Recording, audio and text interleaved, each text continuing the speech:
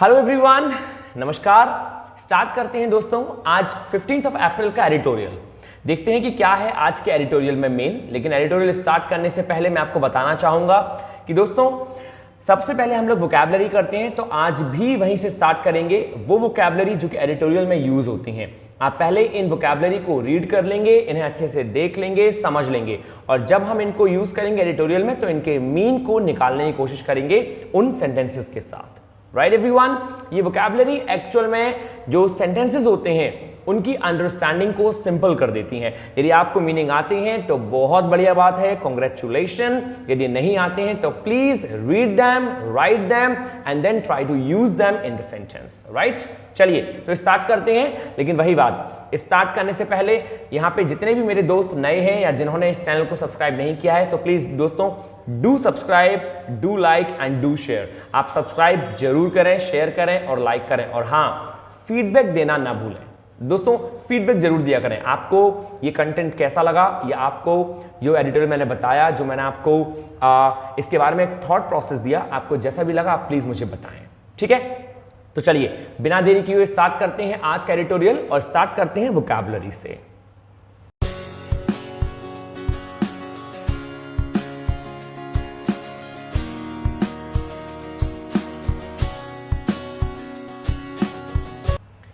Number 1 है दोस्तों आज की कॉन्फ्लिक्ट। बहुत कॉमन वोकैबुलरी है, बहुत यूज होती है। The meaning of conflict is विवाद और झगड़ा। जो विवाद होता है वो कॉन्फ्लिक्ट कहलाता है, जैसा कि अ सीरियस डिसएग्रीमेंट, किसी से डिसएग्री हो जाना, किसी से असहमति दिखाना कहलाता है कॉन्फ्लिक्ट। सेकंड है रिपल। दोस्तों रिपल जो है वो एक इफेक्ट होता है, एक ऐसा इफेक्ट जो किसी एक पे पड़ने से उसका प्रभाव सब पे पड़े, यही कहलाता है रिपल इफेक्ट। रिपल का मीन्स क्या होता है? रिपल इफेक्ट यदि आपने पढ़ा हो तो जैसे कहीं भी परमाणु गिरा और जहां परमाणु गिरा उसके कोसों दूर तक उसका प्रभाव पड़ता है, वही कहलाता है रिपल इफेक्ट, मतलब बहुत बड़ा भयंकर प्रभाव पड़ना। A situation in which one thing causes a series of other things to happen, मतलब किसी एक घटना के घटने से दूसरी घटनाओं पे प्रभाव पड़े, यही कहलाता है रिपल। नेक्स्ट है दोस्तों एक्सैजरबेटेड। एक्सैजरबेटेड का मतलब होता है किसी भी सिचुएशन को बहुत गंदा कर देना, बहुत ही वर्स बना देना, एक्सैजरबेटेड। नेक्स्ट है असेसमेंट। लोगों के असेसमेंट होते हैं, मतलब उनकी जांच होती है कि भाई उनकी परफॉर्मेंस कैसी थी। तो क्या है? The action or an instance of making a judgement about something, मतलब कोई जजमेंट लेना किसी के बारे में कि भाई क्या रहा, कैसा रहा, तुमने क्या किया इतने दिनों से, यही कहलाता है असेसमेंट। चलो आओ, आज तुम्हारा असेसमेंट होगा। मींस वीकली असेसमेंट होते हैं, ईयरली असेसमेंट होते हैं, मंथली असेसमेंट होते हैं कि तुम्हारी परफॉर्मेंस की जांच होगी, तुम्हारी परफॉर्मेंस कैसी रही। नंबर नेक्स्ट है दोस्तों हेम्ड इन। हेम्ड इन का मतलब होता है किसी भी रिस्ट्रिक्टेड मैनर में सराउंड होना, मतलब घिरे हुए होना। हेम्ड इन का मतलब होता है मजबूर हो जाना, किसी भी चीज को लेकर रिस्ट्रिक्शन का लगा हुआ होना, बाधाएं उत्पन्न हो जाना, हेम्ड इन। ठीक है, नेक्स्ट है दोस्तों मैंडेरिन्स। ये पहले भी यूज हो चुका है। मैंडेरिन्स जो हाई ऑफिशियल्स होते हैं गवर्नमेंट के, वही कहलाते हैं मैंडेरिन्स। एनी हाई गवर्नमेंट ऑफिशियल्स और ब्यूरोक्रेट, मतलब जो हाई ऑफिशियल होते हैं, जो अधिकारी लोग होते हैं, वही कहलाते हैं मैंडेरिन। नेक्स्ट है दोस्तों प्रोग्नोस्टिकेशंस। प्रोग्नोस्टिकेशन का मतलब होता है भविष्यवाणी, जो फ्यूचर के बारे में बताई जाए। The action of professing future events, future में क्या होने वाला है, तुम्हारे संग अब ये होने वाला है, तुम्हारा एग्जाम ऐसे निकलेगा, या फिर जो भी होगा प्रोग्नोस्टिकेट किया जाता है। नेक्स्ट है दोस्तों सैंग्विन। एक बहुत पॉपुलर वर्ड है, बहुत यूज होता है। सैंग्विन का मतलब होता है आशा, होप, जिसे हम कहते हैं ऑप्टिमिस्टिक या फिर पॉजिटिव। आप पॉजिटिव रहें किसी के लिए या ऑप्टिमिस्ट रहें, मतलब आशावादी रहें, कहलाता है सैंग्विन। नेक्स्ट है दोस्तों बहुत कॉमन वर्ड परसुएट। परसुएट का मतलब होता है किसी को फॉलो करना, किसी का पीछा करना, राइट। जैसा कि the process of trying to achieve something, एक ऐसा प्रोसेस, एक ऐसा वे जो कि किसी चीज को करने के लिए किया जाता है, किसी को हासिल करने के लिए आप जो प्रोसेस अपनाते हैं वही प्रोसेस कहलाता है परसुएट। ठीक है, नेक्स्ट है दोस्तों शनिंग। ये जो शनिंग वर्ड है ये आया है दोस्तों शन से, SHUN, एंड SHUN का मीन्स होता है अवॉइड करना, किसी भी चीज को टाल देना, तो टालना कहलाता है शनिंग। ING लग गया, वैसे वर्ड है शन, SHUN। डेलिबरेटली अवॉइडिंग, साफ साफ लिखा है बहुत ही इच्छापूर्वक टालना, कहलाता है शन। कीपिंग अवे फ्रॉम और प्रिवेंटिंग फ्रॉम, किसी भी चीज को दूर रखना या फिर प्रिवेंट करना, मतलब छोड़ देना, अलग रहना उससे। फ्रॉम हैपनिंग, कुछ होने से अवॉइड कर देना, कुछ होना है और आपका उसमें हाथ नहीं, आपने अवॉइड कर लिया अपने आप को, इसको शन मीन्स अवॉइड करना। तो दोस्तों ये थी आज की 10 वोकैबुलरी, मैं आशा करता हूं कि आपके समझ में आई होंगी, राइट। इनको प्लीज एक बार ध्यान से देख लेंगे फिर से, वीडियो पॉज करके या कैसे भी। अब देखते हैं कि राइटर ने क्या लिखा है आज के इस एडिटोरियल में। करें स्टार्ट, आइए दोस्तों, यहां से स्टार्ट है। आज की हेडिंग है ग्रोथ पैंग्स। ग्रोथ का मतलब होता है विकास और पैंग्स का मतलब होता है वेदना। वेदना का मतलब होता है दर्द, दर्द का मतलब हो गया कष्ट और ग्रोथ का मतलब विकास, मतलब विकास का दर्द। यहां पे विकास का मतलब किसी इंसान से नहीं कि भाई कोई विकास है उसको दर्द हो रहा है, मतलब जो डेवलपमेंट है उसमें भी कोई दर्द छुपा हुआ होता है। क्या दर्द है यार, मतलब कैसा दर्द है ये?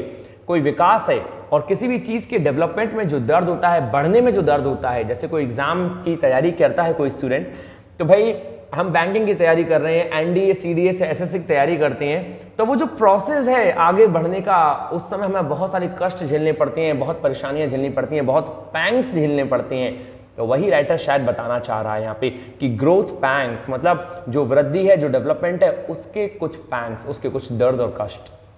राइटर ने क्या कहा आगे? राइटर ने कहा on world bank forecast for India, मतलब वर्ल्ड बैंक का प्रोग्नोस्टिकेशन है, वर्ल्ड बैंक की भविष्यवाणी है इंडिया के लिए। वो मतलब जो वर्ल्ड बैंक है वो इंडिया के लिए भविष्यवाणी करना चाह रहा है। क्या कह रहा है भाई?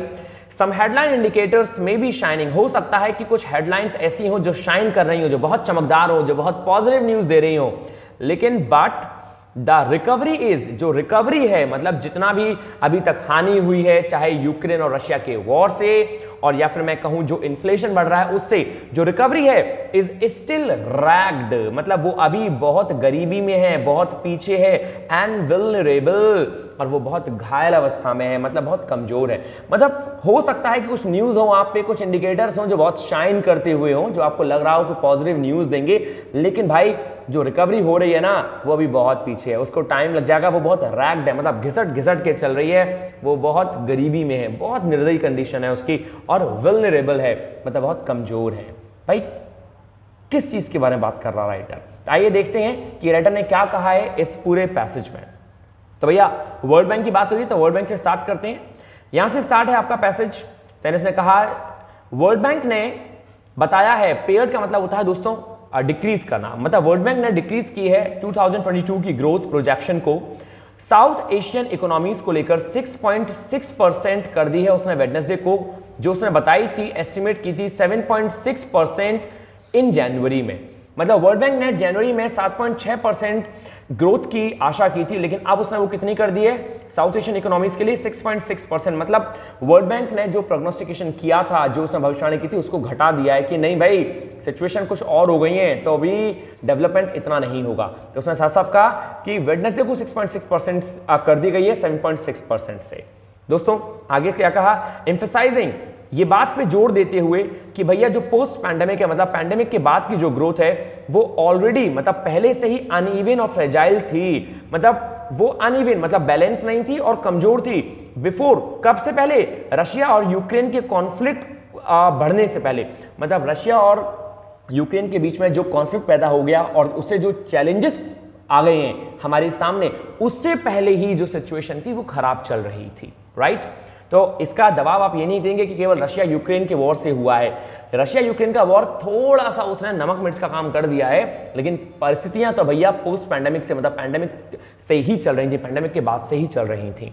आगे क्या कहा? जो रिपल इफेक्ट है दोस्तों, अभी हमने पढ़ा था, जो रिपल इफेक्ट मतलब इससे पड़ने वाला जो इफेक्ट है सब जगह of high oil and food prices को लेकर, दैट प्रिवेल्ड, जो कि कब से है? Even before the war, war से पहले, एंड वर एक्सेजरबेटेड, और जो काफी बढ़ गया है, काफी उछाल मार गया है, काफी परेशान कर दिया है जिसने, सिंस February 24, मतलब 24 फरवरी से, आर की फैक्टर्स, वो बहुत इंपॉर्टेंट जिम्मेदारी है, वो बहुत की फैक्टर्स है, वो बहुत बड़ी मतलब एक फैक्टर है, वरिंग द बैंक, बैंक की चिंता के लिए, एज जैसा कि लोगों की जो रियल इनकम है उस पे प्रभाव पड़ा है। मतलब क्या हो गया दोस्तों? साफ साफ कहा है कि जो रिपल इफेक्ट पड़ा है ना, मतलब इन सब चीजों का जो प्रभाव पड़ा है वो सब चीज पे पड़ा है। और वॉर से पहले, मतलब जो रशिया यूक्रेन का वॉर है उससे पहले जो फरवरी 24 से ही जो क्या था वर एग्जर्बेटेड, मतलब जो फूड के प्राइसेस थे और ऑयल के प्राइसेस थे वो उससे पहले ही बढ़ना चालू हो गए थे। ऐसा नहीं कि उसके बाद से बढ़े हैं।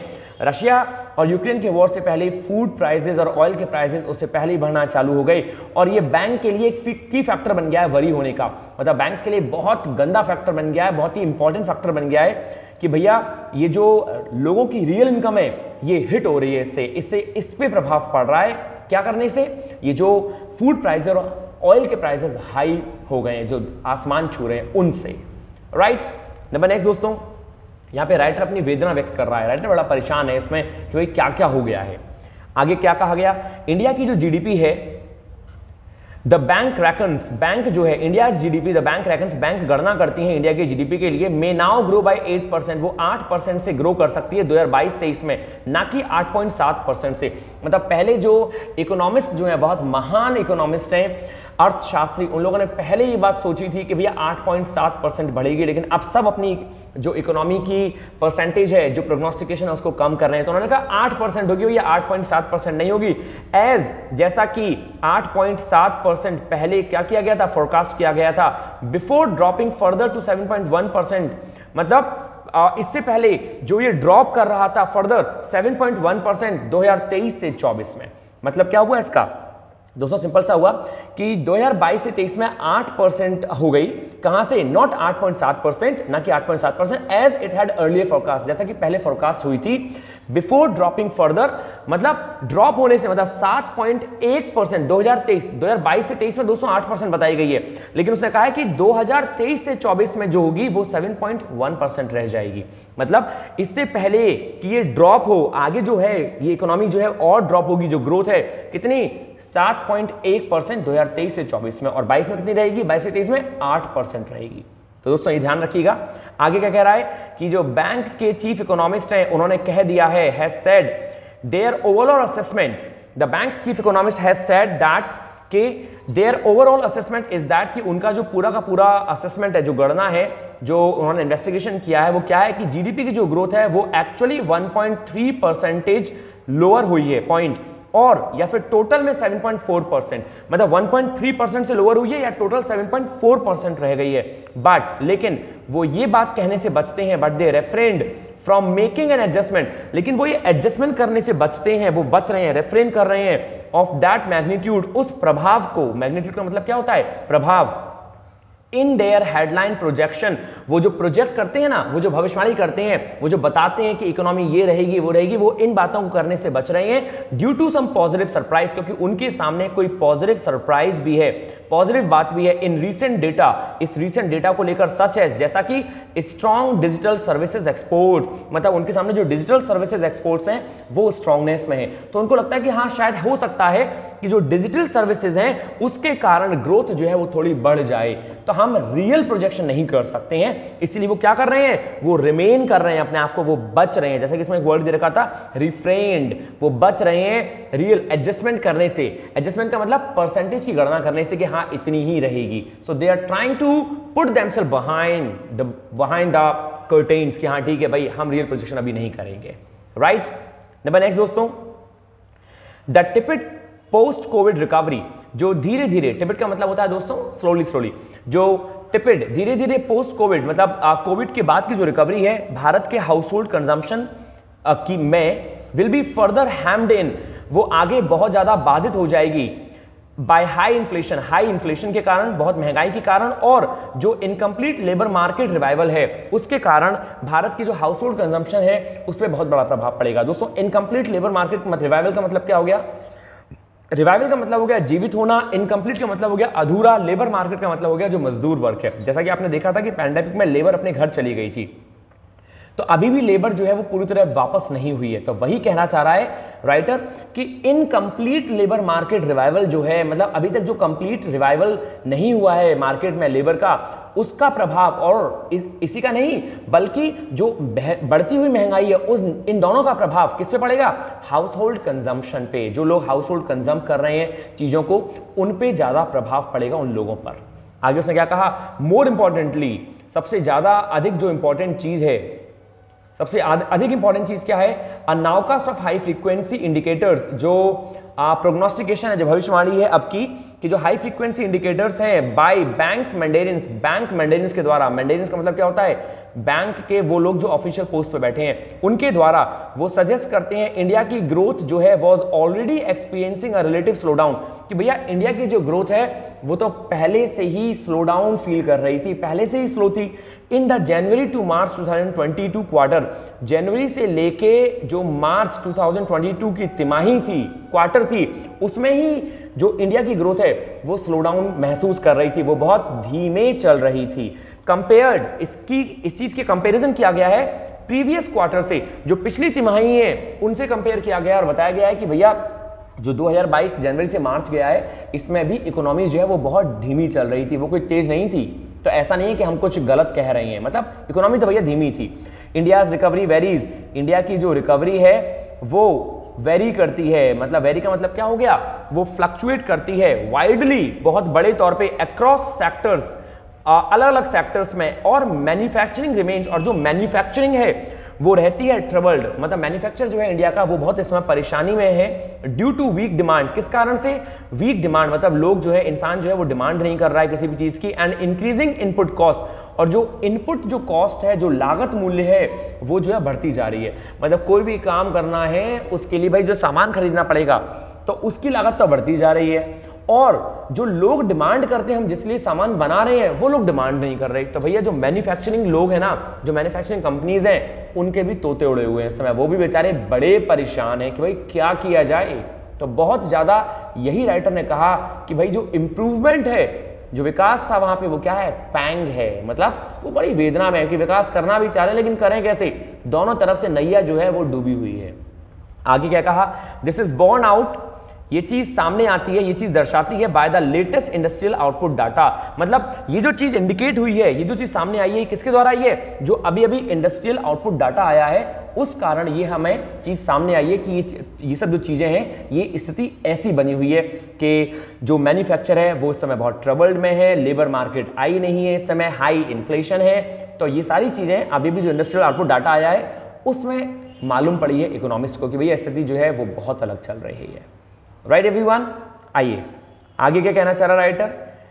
आगे ने कहा कि जो वर्ल्ड बैंक प्रोग्नोस्टिकेशन है, मतलब वर्ल्ड बैंक का जो एक भविष्यवाणी है अबाउट इंडिया की ग्रोथ को लेकर, प्रोस्पेक्ट्स वो दिखाई देती है सीम मोर सैंग्विन, बहुत ही होपफुल दिखाई देती है, बहुत जेन्युइन बात है, मतलब बहुत पॉजिटिव बात है। क्यों भाई, देन सम अदर्स, बजाय दूसरों के, मतलब यदि हम दूसरी कंट्री से तुलना करें तो भैया वर्ल्ड बैंक कह रहा है कि भैया नहीं, फिर भी होपफुल रहो इंडिया वालों, फिर भी जो आपकी ग्रोथ है वो होपफुल नजर आती है, मतलब आप कुछ कर सकते हो अच्छा।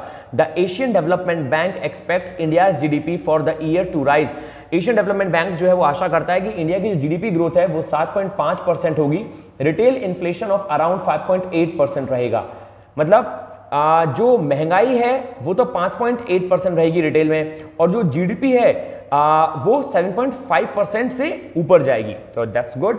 एंड और the RBI reset growth hopes, और जो आरबीआई आशा करती है वो क्या करती है कि 7.8% तो भैया फरवरी में होगी टू 7.2%, मतलब उसने कहा कि आरबीआई ने अपनी ग्रोथ जो है जो रीसेट की है इंडिया की, वो आशान्वित है, वो क्या बताते हैं कि from 7.8% in February to 7.2%,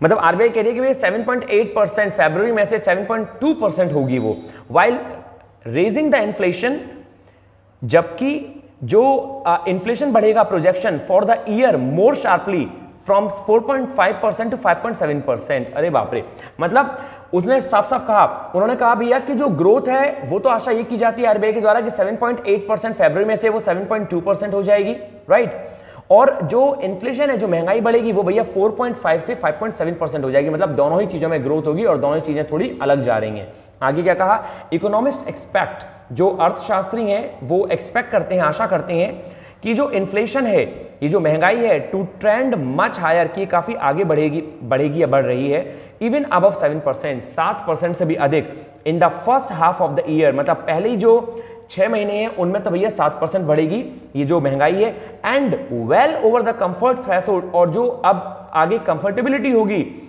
threshold of 6% over full year, वो जो बढ़ेगी अब कंफर्ट जोन में, वो आगे आने वाले सालों में वो भैया जो मतलब आगे के 6 महीने होंगे उनमें वो 6% से बढ़ेगी। मतलब 7% से अभी के 6 महीनों में इन्फ्लेशन बढ़ेगा, लेकिन उसके बाद जो कंफर्ट थ्रेशोल्ड होगा, मतलब थोड़ा कंफर्ट धक्का जो लगेगा वो क्या लगेगा, वो 6% का लगेगा, मतलब 1% कम हो जाएगी, लेकिन 6% पूरे साल रहेगी। तो दोस्तों होल सोल स्थिति जो बताई है वर्ल्ड बैंक के द्वारा वो बताई गई है कि भैया वर्ल्ड बैंक ने थोड़ी आशान्वित किया है कि नहीं, ठीक है, इंडिया को चिंता करने की जरूरत नहीं है, उनकी जो ग्रोथ है वो ऐसी रहेगी। लेकिन आरबीआई चूंकि इंडिया का खुद का एक पॉपुलर ग्रोथ प्रोजेक्शन करने वाला एक बैंक है जो बताता है कि नहीं भाई कि 7.5% जो इंडिया की ग्रोथ है, जो जीडीपी ग्रोथ है रिटेल इन्फ्लेशन में वो 5.8% रहेगी और ग्रोथ जो है वो 7.5% रहेगी। मतलब ठीक है, आप ये कह सकते हैं कि महंगाई हो, इन्फ्लेशन हो या फिर जीडीपी हो, वो सब आपस में एक दूसरे को कट कर रहा है, वो बढ़ रहा है, लेकिन इन्फ्लेशन के कारण कोई भी चीज दिखाई नहीं दे रही कि भाई क्या बढ़ रहा है। राइट, आगे दोस्तों आगे कहा मॉनेटरी एंड फिस्कल पॉलिसी मैंडेरिन्स, जो मॉनेटरी और फिस्कल पॉलिसी के मैंडेरिन्स हैं, जो ज्ञानी लोग हैं, जो ऑफिशियल लोग हैं, नीड टू एड्रेस, उनको जरूरत है कि वो एड्रेस करें इन्फ्लेशन को मोर एग्रेसिवली। मतलब उनको जरूरत है मॉनेटरी और फिस्कल पॉलिसी के उन ऑफिशियल लोगों को कि वो एड्रेस करें, वो बताएं इन्फ्लेशन को मोर एग्रेसिवली, बहुत ज़्यादा तेजी से, बहुत इंटेंसिवली, लेस्ट इससे पहले कि जो रिकवरी की जो एक पटरी है वो उतर जाए, जो रिकवरी है इससे पहले कि रिकवरी जो है वो डिरेल हो जाए, वो बिगड़ जाए। Which the bank has warned, जो कि बैंक ने ऑलरेडी पहले ही वॉर्न कर दिया है, रिन्यू प्रेशर कि इट कुड, कि इन्हें जरूरत है, ये कर सकते हैं प्रेशर को रिन्यू, मतलब ये जो सिचुएशन है ये दोबारा प्रेशर बना सकती है क्या करने में, on improving bank and corporate balance sheet, मतलब जो बैंक और कॉर्पोरेट बैलेंस की जो बैलेंस शीट जो है, जो बैंक और कॉर्पोरेट सेक्टर की जो बैलेंस शीट है उनको इंप्रूव करने में। मतलब भाई यदि इन्फ्लेशन दोबारा बढ़ गया एग्रेसिवली और इन लोगों ने नहीं बताया तो रिकवरी की जो एक ट्रेन है, जो रिकवरी है वो नहीं हो पाएगी और इनकी जो बैलेंस शीट है बैंकों की और कॉर्पोरेट सेक्टर्स की वो बिगड़ जाएंगी और इनको दोबारा क्या करना पड़ेगा, इनको दोबारा अपनी वो परसेंटेज जो है, वो जो गणनाएं हैं उनको इंप्रूव करना पड़ेगा, उनको फ्लक्चुएट करना पड़ेगा। तो जरूरत किनको है कि मॉनेटरी और फिस्कल पॉलिसी के जो ऑफिशियल लोग हैं वो इन्फ्लेशन को अच्छे से बताएं, अच्छे से उनकी जानकारी रखें और आगे के लिए काम करें। आगे क्या कहा, there is a need to rethink, अब जरूरत है दोबारा सोचने की growth engines as well, growth engines के बारे में, मतलब जो ग्रोथ के सेक्टर्स हैं उनके बारे में। साथ ही साथ the pursuit of free trade agreement indicate, जो परस्यूट है, जिस तरह से परस्यूट किया जाता है फ्री ट्रेड एग्रीमेंट्स को, वो इंडिकेट करते हैं, वो दिखाते हैं, दर्शाते हैं अ फ्रेश स्टांस, मतलब एक फ्रेश एग्जांपल दिखाते हैं, एक फ्रेश ग्रोथ दिखाते हैं। The शनिंग of RCEP needs a revisit, मतलब आरसीईपी का अवॉइडेंस जो है, जिस तरह से हम आरसीईपी को अवॉइड करते हैं, जरूरत है उसको रिविजिट करने की, उसको दोबारा देखा जाए एज एडवाइज्ड बाय की एलए जापान। ये चीज जो है बताई गई है, किसके द्वारा एडवाइस की गई है, हमारे हमारा जो सह संबंधी है एलए का मतलब होता है दोस्तों संबंधी, जापान के द्वारा बताई गई है कि आपको रिविजिट करना चाहिए आरसीईपी को। आगे क्या कहा, लेस्ट राइवल्स लाइक, लेस्ट मतलब लेस का मतलब होता है कहीं ऐसा ना हो कि, इससे पहले कहीं ऐसा ना हो कि जो हमारा दुश्मन मुल्क है वियतनाम, जो राइवल है, जो प्रतिद्वंदी है Vietnam, dent India future exports, वो इंडिया की जो फ्यूचर एक्सपोर्ट है उस पर डेंट लगा दे, उसको क्या कर दे, उसको बर्बाद कर दे, उसको हानि पहुंचाए। किस सेक्टर में, in job intensive sectors such as textiles, जो जॉब इंसेंटिव सेक्टर्स हैं जो कि जॉब प्रोवाइड कराती हैं जैसे कि टेक्सटाइल, उधर इन सब चीज़ों पे ध्यान देने की ज़रूरत है कि भैया वियतनाम जैसे देश हैं वो इंडिया के फ्यूचर एक्सपोर्ट पे क्वेश्चन मार्क लगा सकते हैं, वो इनको क्या कंपटीशन दे सकते हैं बहुत कड़ा। तो इससे पहले कि ये किया जाए हमें अवॉइड नहीं करना चाहिए, कुछ चीज़ों को हमें ध्यान देना चाहिए। दोस्तों होलसेल राइटर इसमें समझाने की कोशिश कर रहा है, सजेशन देना चाह रहा है हर तरह से और बता रहा है कि किस तरह से जो ग्रोथ प्रोजेक्शन किए गए थे, इन्फ्लेशन के प्रोजेक्शन किए गए थे, वो कैसे अब सारे इकोनॉमिक्स बदल रहे हैं। क्यों? क्योंकि इन सब की सिचुएशन देखते हुए, चाहे वो यूक्रेन और रशिया वॉर हो और या फिर वो इन्फ्लेशन बढ़ता हुआ हो, राइट, चाहे पेंडेमिक के कारण भी कोई सिचुएशन रही हो। आगे दोस्तों आगे कहा गया इस लास्ट स्लाइड में, द फार्मर सेक्टर जो है that has so far been resilient through, जो इस समय सबसे रेसिलिएंट बना हुआ है, सबसे मजबूत बना हुआ है थ्रू द पेंडेमिक, पूरे पेंडेमिक में, पूरे वर्स्ट पेंडेमिक फेज को फेस करते हुए में, and could now gain due to high global food prices, जो अब बढ़ सकता है किसके कारण, भैया हाई ग्लोबल फूड प्राइस के कारण जो फार्म सेक्टर है वो अब आगे बढ़ सकता है, नीड्स केयरफुल हैंडलिंग टू, उसे भी जरूरत है कि उसे केयरफुल हैंडल किया जाए, बहुत ही सावधानी पूर्वक केयरफुल हैंडल किया जाए। वाइल जबकि जो नॉर्मल मॉनसून फोरकास्ट है बोर्ड्स वेल फॉर द खरीफ, वो बहुत बढ़िया है खरीफ क्रॉप के लिए एंड होपफुली रूरल डिमांड के लिए। द कॉस्ट ऑफ इनपुट्स, जो लागत है बी फर्टिलाइजर्स को लेकर और चिकन फीड को लेकर, वो अब बढ़ रही है बहुत तेजी से फार्मर्स के लिए। मतलब अब लागत मूल्य जो है, चाहे वो चिकन फीड को लेकर है चाहे फर्टिलाइजर्स को लेकर है, वो अब बढ़ रही है फार्मर्स के लिए भी। तो दोस्तों फार्म सेक्टर को देखें तो थोड़ा ठीक ठाक माहौल दिखाया गया है। बाकी यदि ऑल ओवर देखें तो राइटर ने बहुत चिंताजनक मतलब पैंग बताया है, ग्रोथ पैंग बताया है कि भाई ग्रोथ जो है वो इस समय वेदना में है, वो थोड़े पीड़ा में है। तो इकोनॉमिक्स को जरूरत है वो ध्यान दें इन सब चीज़ों पर, right.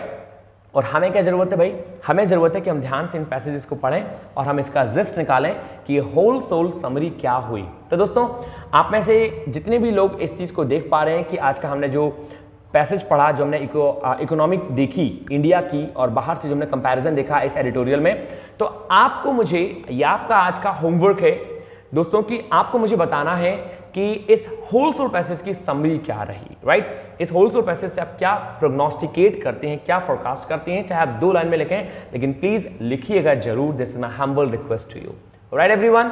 So this is done for today. लेकिन हाँ, इसके बाद कुछ वोकैबुलरी है, ये 10 जो हम लोगों ने शुरू में की थी। So please try to give the meaning over here, इनके मीनिंग लिखने की कोशिश करें और देखें कि कितने मीनिंग आपको आते हैं, कितनी वोकैबुलरी आपको याद है इसकी, राइट। तो चलिए फिर फिनिश करते हैं आज का ये सेशन। आशा करता हूं कि आपको अच्छा लगा होगा, और आपको ये सेशन क्यों अच्छा लगा या क्यों अच्छा लगता है, please give me the true feedback, right. ये बहुत जरूरी है हम लोगों के लिए, तो प्लीज जरूर दें। सो थैंक यू दोस्तों, take care of yourself, stay happy, stay healthy and stay hungry. Thank you, नमस्कार।